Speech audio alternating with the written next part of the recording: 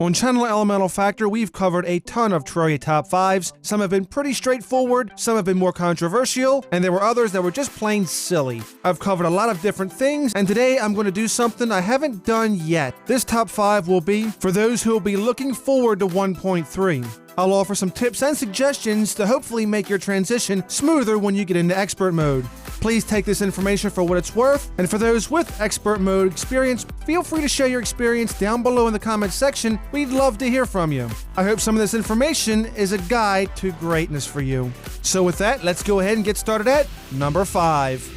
Our first tip is going to be very basic, and that's to be mindful of everything in expert mode. From bosses all the way down to those simplest mobs like slimes are going to be a little bit harder now, with more strength and defense and more hit points as well. During the day, it's going to take you a little while to kill those slimes with a copper short sword, and during the night, the zombies can put up hurting on you very quick, even with cactus armor. While this tip may not sound like much at first, things can get out of hand pretty quick when you start getting surrounded by mobs. If you're not familiar with expert mode, it can be very easy to forget and get overwhelmed by your environment. As for bosses, those too have been ramped up with new abilities and stronger stats. Though the only pre-hard mode boss that'll give you a problem would probably be Skeletron. Hard mode is a little bit of a different story. Actually, hard mode in itself could be a bit of a kick in the pants.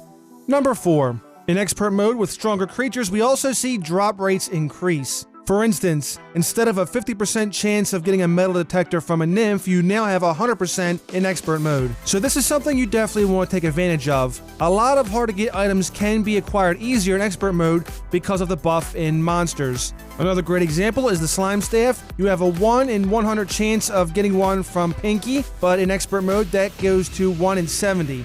Not a whole lot, but it does make a little bit of a difference. So getting things like the Rod of Discord, Wisp in a Bottle, Sniper Rifle, and other cool items is a little bit easier to get. You just have to stay alive to be sure to get them.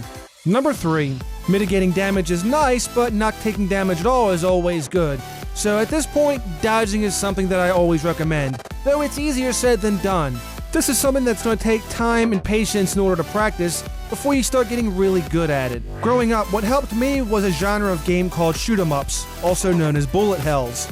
In these games, enemies will love to throw bullets and obstacles every which way, and you really had to be really coordinated in order to get past it. These games can get quite intense, but as you become more accustomed and more comfortable with it, you'll find out that this can help you in other games as well. And for me, this is something I'm very familiar with, being a kid who grew up in the 90s. So whether you want to take a short break from Terraria and try something new, or you stay in Terraria and practice a little bit, dodging can make a big difference and keep you alive in the fight longer.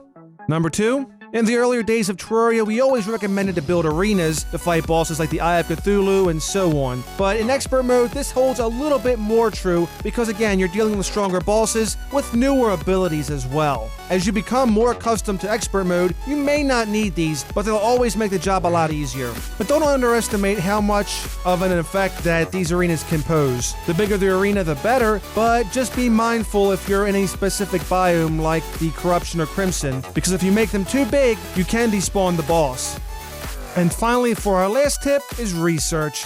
Now, I'm pretty sure we've all done this at some point because with the new expert mode bosses, they all have brand new effects, and we're all unsure what they are. The Eye of Cthulhu has a charge, the Eater of Worlds spits acid, the Brain of Cthulhu has an illusion effect, and Duke Fishron's Stage 3 charge is insane. By doing research, we find subtle ways of beating these bosses, for instance using the Master Ninja gear during Duke Fishron's Phase 3 in order to dodge him, or even using the Cute Fishron or UFO car to help dodge during the Moonlore fight. There are a lot of different YouTubers out there with a lot of different information. I have videos on it. Be sure to check out Chippy Gaming, Happy Days, Pedguin, and a slew full of other players online who can show you what each boss does and how they defeat them.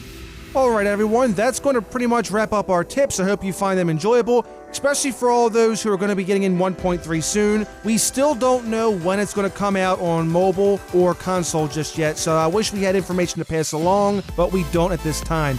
Please keep your ears open and we'll keep an eye out for anything that comes up. Also, it might be a little bit before we do another top 5. Our library is very vast as we've covered many different topics. Thank you so much for watching and all your support. I highly appreciate it, and it has helped this channel grow immensely. As always, let me know what you think down below in the comments section. We'd love to hear from you as always. Have yourselves a wonderful day, and I'll see you again next time. The video's over, but there's more where that came from. Be sure to subscribe for more Terraria Let's Plays, Top 5s, and other videos as well as we cover different titles. You can click on one of the videos here for more. Be sure to rate this video accordingly as it helps the channel out greatly. Have yourself a wonderful day, and I will see you again next time.